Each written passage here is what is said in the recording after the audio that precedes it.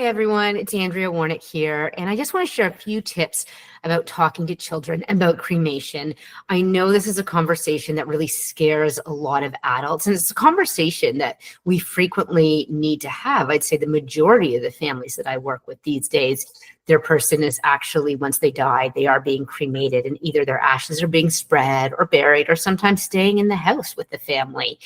And I find for a lot of adults, they get pretty scared about this conversation, but the good news is most kids, I find, are pretty matter of fact about it, especially if we start with, and this is really my first tip, to start with making sure kids understand that when a body has died, it does not feel anything anymore.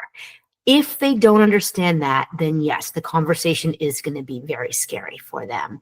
And so I really start with ensuring that even young kids, we're talking like 2 years old, 3 years old, understand that when somebody dies, their body, including their head, many kids are very concrete thinkers and think of the body as just the neck down. So I really say the body, including the head, doesn't feel anything anymore. Right? It does not feel pain. It does not feel cold. And really making sure they understand those pieces. What I don't say is I don't ever say, well, grandma doesn't see anything or doesn't hear anything, or, daddy doesn't hear anything anymore. I don't want to negate the non-physical part of the conversation. Really what I'm focusing on is the physical self. And that's where focusing on the body, that a body doesn't feel anything anymore. And once they understand that, I explain that, when somebody dies, and there's different ways of doing this all over the world, but I'd say, certainly in Canada, the United States, often what we're doing is either burying bodies or putting them, I talk to about internment almost as though, the body's going into a drawer in the wall, or cremation, which is very, very common.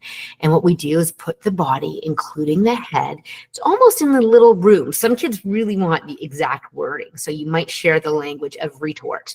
And the heat is put really, really high, and it causes the body to break down into tiny pieces. And I find a lot of kids these days don't necessarily know what ashes are. Sometimes I'll reference sand, but you can reference ashes, but just really explaining like really small pieces, and the body doesn't feel anything anymore. And then, different families have different things that they do with somebody once they've been cremated. Often those ashes will be put into something that we call an urn. Right? Sometimes the urn is buried somewhere like a cemetery. Sometimes those ashes are spread somewhere. I've worked with families where the kids have ashes in, little urns, either in a teddy bear or not, that they sleep with or that they have in their room as well. That's a whole another talk in terms of all of the things that can be done with one's ashes these days. But I think the important piece here is that, kids are pretty curious about this. I find a lot of kids, they want to see the ashes, right? Like they're trying to understand, how did grandma's body get into this like really small container?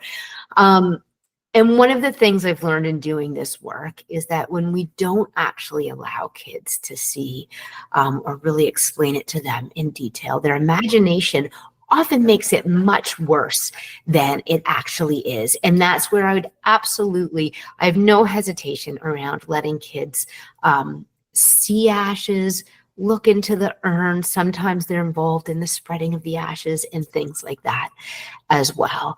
And so again, I sort of come back to, I know this can be a scary conversation, but I often find that it's scarier for the adults than it is for the kids who are more naturally curious.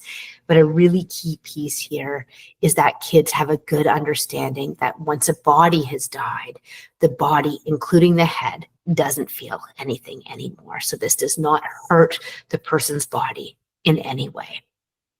I hope this is helpful.